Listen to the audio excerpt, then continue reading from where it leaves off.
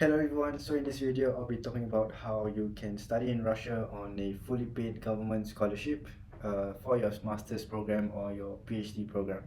The reason why I'm able to inform you about the process is because I personally got my own scholarship back in 2021. I started studying in 2021 for the next 3 years for my master's program in applied linguistics or computational linguistics in Higher School of Economics in the city of Nizhny Novgorod. The reason why it was 3 years, not 2 years, was because for personal reasons, I took a gap year. So, total it was supposed to be 2 years.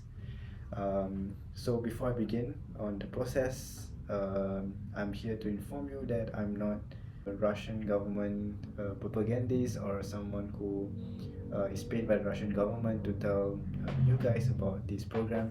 I'm just here to share you with my experience. So let's begin.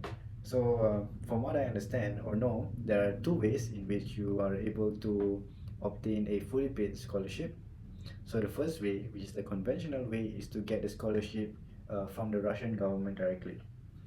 So here, every single year, there is about 15,000 scholarships, state scholarships up for grabs for non-Russians. And the steps on how you can achieve them. Personally, I did not went through this, but I do know of someone who actually went through this, someone in Singapore, where I am applying from. So the first step is for you to search for a program that you're interested in on the website. I think it's called russia.study/ru. And from there, you're able to find a program and you have to pick your university as well that offered this program.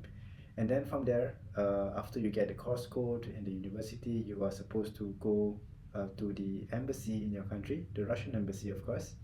And then you submit your application or submit your interest. Then afterwards, you will go through a competitive selection process in order for you to compete with other people who are also interested to get the quota. Each country have a specific number of students that they can provide studies to study in Russia. And I believe there's some interview process going on. And if you, congratulations, receive the scholarship, you are entitled to tuition-free studies in the program of your choice, the university of your choice, as well as a stipend. I believe it's about $30 per month in rubles, of course. You'll be paid in rubles. And of course, you get a visa to study there. Then on the other hand, the program which I got my scholarship from is called the Open Doors Olympiad or Open Doors Scholarship Competition. You can find more details on it on their official website. You can just Google it, Open Doors Russia Competition.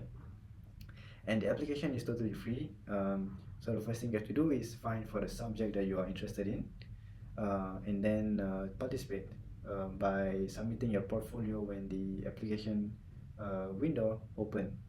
So usually the application window is from September, and you go through a total of 2 stages for people who are interested in doing the master's program and 3 stages for those who are interested in PhD program. So for the master's program, firstly there's the portfolio submission, where you have to submit your educational certificates that you previously have. I think you have to submit some identification certificate with Russian translations, or if it's not in English, you have to translate it to English and Russian. And then after you submit those documents, you must also write a motivation letter. I believe it's like 1,000 word long or something. And then there will be the first stage. On the second stage, which will happen from January, is a test which you have to do, and the test comprises of multiple choice questions and essay questions. And then only after the test, then you get the results on a point system, which includes stage 1 and stage 2, on whether you succeeded and get a scholarship or not. They will literally give you a certificate that says that congratulations, you won the Olympiad, and that you are now eligible and entitled to apply for the program of your choice.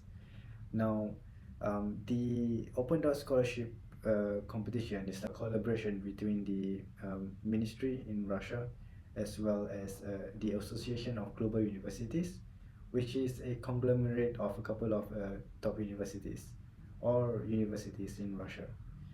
Now, there are pros and cons to applying for the open doors competition. The main difference is that you don't have to go through the normal quota system, which is limited to 15 people, 15,000 people worldwide. So in your country, for example, if there's only like two people who can receive this quota, you'll be competing with a lot of your countrymen, depending on how popular this studying in Russia is. Then you will have less competition in the open doors.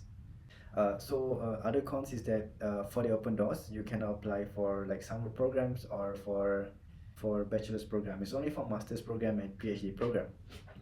And also the universities that you can apply for under the open doors is much less compared to the 15,000 places for the government state sponsored scholarship. So for example, if you're interested to study in MGU, which is in the Lomonosov University in Moscow, which is the best university in Russia, unfortunately you won't be able to because they're not part of this open doors competition. And Lomonosov University is like the top 100 universities in the world, and the quality of education there is definitely top tier. And you also cannot study in like the St. Petersburg State University, which is the second best university in Russia. However, you are still able to apply and study in the High School of Economics, which in my opinion is perhaps like the third best university in the country. So that's pretty good. Um, well, in a separate video, I will explain about the different campuses in High School of Economics and my personal opinion and feelings about them, because that is an interesting topic to talk about as well. But other than that, let me see, what else can I talk about? Oh yeah, so about the open doors competition, if you succeed in the competition, what do you get? Essentially, you get the same thing as winning a state sponsored scholarship. You get a stipend of around 30 US dollar per month, and you get a tuition free, a scholarship, placement in university, and yeah, you get exactly the same thing as if you got the state sponsored scholarship. Now, tips to secure, let's talk about tips to secure scholarship placement in the open doors competition. So, the first stage, as I mentioned before, is the stage of portfolio submission. So, the main tips I can give is just submit your documents on time. So, the window is between September until December, like middle of December. There's a lot of documents to submit, especially if you have a scientific journal. You score points based on the documents that you submit. So if you submit all the necessary documents, you got a minimum amount of points. And then if you have published a scientific paper during your bachelor's, for example, then you can score extra bonus points. So that's a plus. What else? And oh yeah, for your motivation letter, which you're required to submit as well, just ensure that you don't have any spelling mistakes or grammatical mistakes that will, that can show your ability to speak the language well. So if you're submitting documents in English, just make sure that you don't make any English grammatical or spelling mistakes. You can use a spelling checker or ChatGPT. All right. What else? Now on the test stage, okay, the test stage is slightly harder. Firstly, when you do the test, you have to switch on your camera on a specific time and date where you have to take the test together with everyone else. And then you must be in a room with no distractions when you do the test. And you can choose the subject, of course. Um, and now the interesting thing you have to notice is that in Russia there are several spheres of studies of knowledge which are slightly different than what you may be familiar with. So, for example, I applied for linguistics. I have a background in linguistics from my bachelor's, and therefore I decided to pursue a master's in applied linguistics. The school of thought for linguistics is slightly different from what I learned in Nanyang Technological University in Singapore. So basically in NTU, there's more of like the school of thought and the stuff that you study like in social linguistics are more aligned with those you learn in universities in the US or in the UK with this like Western school of thought. But in Russia, there's an emphasis on, I would say, structural linguistics and also thematic aspects of linguistics. Like for example, for thematic aspects, this is a totally new aspect of linguistics that I had to familiarize with. In another later video, I can maybe list out the differences that I feel are in between the two forms of linguistics. Another thing is that Russia itself have their own list of Russian scholars in linguistics, for example. Okay, so but how can you acclimatize to do well in the test, which they're going to test about, if you have no idea about the Russian scholars of linguistics, or if you are not well versed in like the thematic aspects of language or linguistics? Um, well, the good thing is you can go on the website Open Doors and then click on the subject which you are trying to fight for in the competition, and actually they list all the different scientific papers that you're required to know or learn about the subject. So for example, if you want to learn about symptomatic and paradigmatic aspects of language, there are scholarly papers or scientific papers that are already uploaded.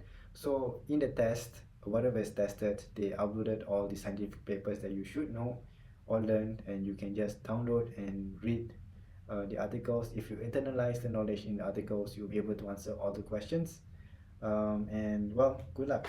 Good luck to you. The only thing now is for you to how well you can turn. Yep. Other than that, let me see. Now another tip is after congratulations, if you manage to go through these two rounds and then you got the certificate of application, two more tips I can give. So the first tip is they'll ask you if you are interested to study Russian in a preparatory Russian program, Russian language program. This will be 1 year right before your masters officially start, so you can learn the language, just the language for the entire year, and by the end of it, you'll get a certain language proficiency. Now, my advice for you is to yes, indicate in the your application that says that you are interested to learn Russian program, and just do that extra 1 year. The reason why is that once you are able to learn the Russian language, and especially if you are not located in, if your choice of university is not in Moscow or St. Petersburg, it is great and it will go a long way for you to create more social connections. Not only that, when you are into this program, not only is it fully paid for, you also are given your buddy, uh, it's like a sort of like a tutor that will meet you maybe once or twice a week or even more informally. Your tutor or buddy will be able to introduce you to like their circle of friends, and then you can speak, and then once you are more fluent, you can join a lot of like social activities in the university of your choice, and you get to meet more Russians, for example, and not only stick to the foreign students, um, which I think is a tendency to do so if English is your only language. What else? Yeah. So the other tip I can give is yes, the once you are able to start to apply for your visa, you should immediately do so. The reason why is probably the hardest thing to do during this entire process, other than the competition itself, is the visa application process. Now, the visa application process is such a tedious job. You can see a lot of complaints about how hard it is to actually submit all the correct documents. For me personally, I had to visit the Russian embassy 4 times because of some errors related to like my name, and there are like some gray areas that is not written on paper, but you have to clarify it, and you have to clarify it like really clearly. And if there's like one small really tiny error in your submission or what documents that you print and submit, you will have to come back to the embassy, and the embassy is only open like 2 hours every day for I suppose non-Russians. And like the entire process took such a long time, even the approval of the visa itself, that my program actually started in September in 2021, but it was only 31st December, because I came on the new year, that I actually arrived in Russia. So there was 4 months of 4 months that I could not enter Russia. Yep, so that was another tip that I have to inform you about the scholarship. Let's say you got this scholarship. The next thing you want to know is how do you get your scholarship money? Maybe I can do a separate video, but okay, just maybe in another video. I definitely want to touch on what bank accounts that you can open or should open when you arrive in Russia, the pros and cons, and my personal favorite bank accounts. Other than this, well, thank you for tuning in, and hopefully this is a very useful video for you who are interested in um, trying to apply for scholarship. If you have more questions about anything about the scholarship, you can just type in the comments maybe, then I'll answer. Okay, thank you. See you. Bye bye.